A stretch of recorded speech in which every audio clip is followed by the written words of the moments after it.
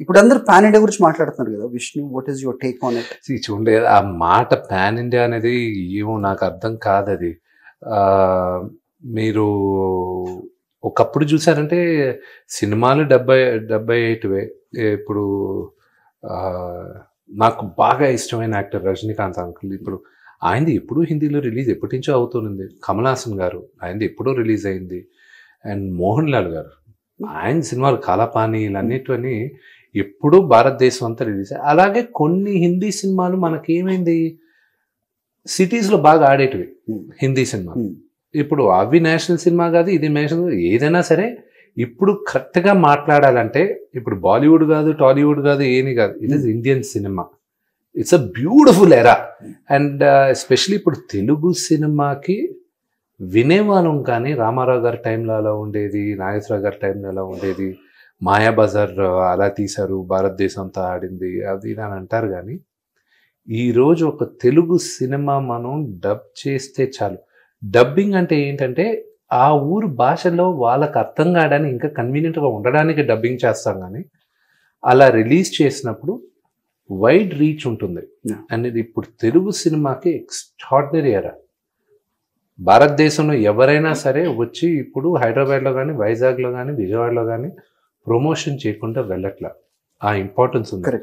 And ఈ జనరేషన్కి first thanks చెప్పాల్సింది రాజమౌళి గారికి.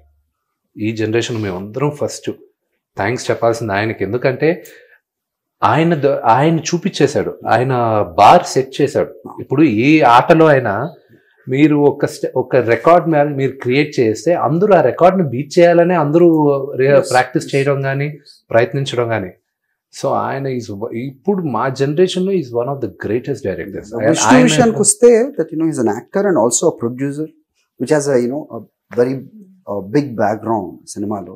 సో మీరు చెప్తున్న ఈ ఎరాలో Vishnu, is he going to be a part of it sometime? Of course, మనం అందరం ప్రతి నటీనటులకు కానీ, ప్రతి నిర్మాతకు కానీ ఈ ఎరాలో ఉండాలని అనుకుంటారు కదా. ఈ దీంట్లో నేను ఒక భాగం ఉండాలి, చరిత్రలో నాది ఒక భాగం ఉండాలని ప్రతి ఒక్కరు అనుకునే దాంట్లో తప్పు లేదు.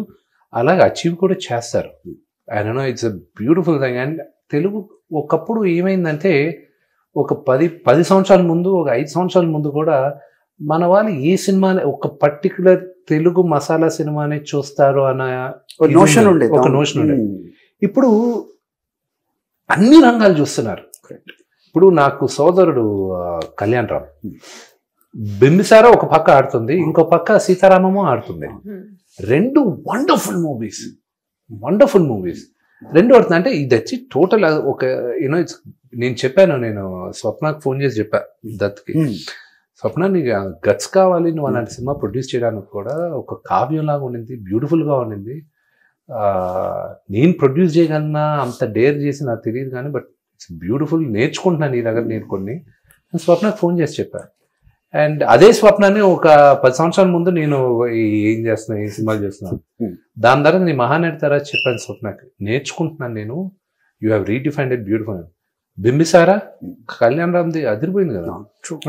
ఇప్పుడు ఏంటి, తెలుగు ప్రజలు ఏమైపోయారు, నువ్వు ఏ జానర్ తీసుకొచ్చినా మంచి సినిమా ఇస్తే మేము చూస్తాం అన్న మూడ్లో వాళ్ళు ఉన్నారు. అండ్ వాళ్ళకి ఏం కావాలో వాళ్ళని నెప్పించేది మా చేతుల్లో ఉంది. సో ఆ ప్రయత్నాలు మేము ఉండాలి. Good luck. Thank you.